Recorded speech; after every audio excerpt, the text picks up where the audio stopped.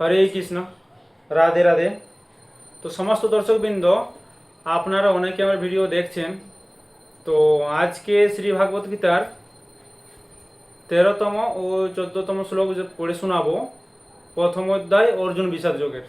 তো এখনো পর্যন্ত যারা আমার পেজটি ফলো করেননি তারা ফলো করুন, আর আগের ভিডিওটি দেখবেন, তবে হলে আজকেরটা বুঝতে পারবেন।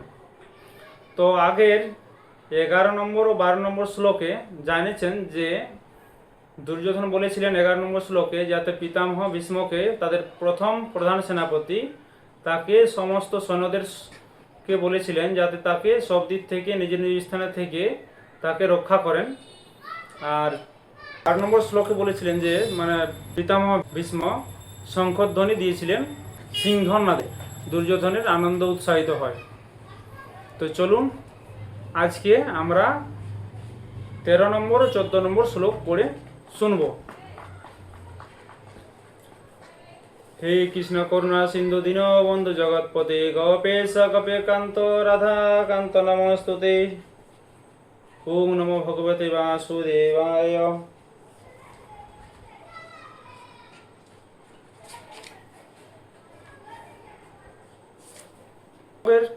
13তম শ্লোক। ততঃ শঙ্কশ্চ ভেজশ্চ পণপানক গোমুখ সশব্দভ্রান্ত শব্দোত্তমূলঃ ভবত। তারপর সমস্ত শঙ্খ, ঢাক, নাগড়া, মৃদাঙ্গ, রণসিংহা সব একসঙ্গে রণবাদ্য চারদিকে মুখরিত করে একসাথে বাজিয়ে উঠিল। ভয়ঙ্কর ভাব একটা সৃষ্টি হলো কুরুক্ষেত্রের ময়দানে।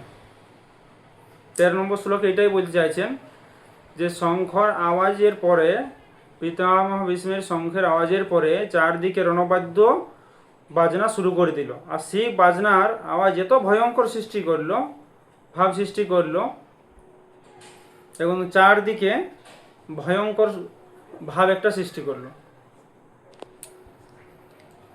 তারপরে 14 নম্বর শ্লোকে কি বলছেন?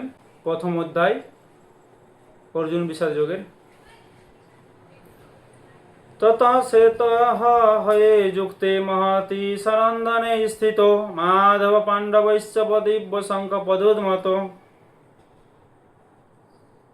তারপরে বলছেন 14 নম্বর শ্লোকে, শ্বেত ঘোড়াযুক্ত ভগবান শ্রীকৃষ্ণ ও অর্জুন উভয়েই তাহাদের শঙ্খ বাজিয়ে দিলেন।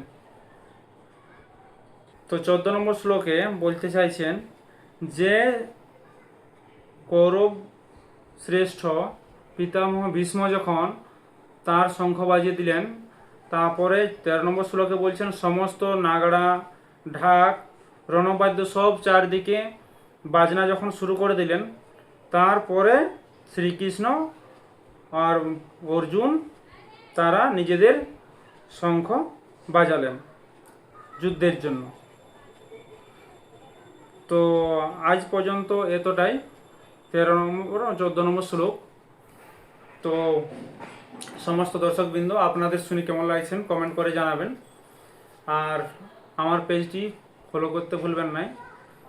আবার আগের দিন 15 নম্বর 16 নম্বর শ্লোক পড়ে শোনাবো। তো আজকের মতো এইখানে শেষ। ধন্যবাদ।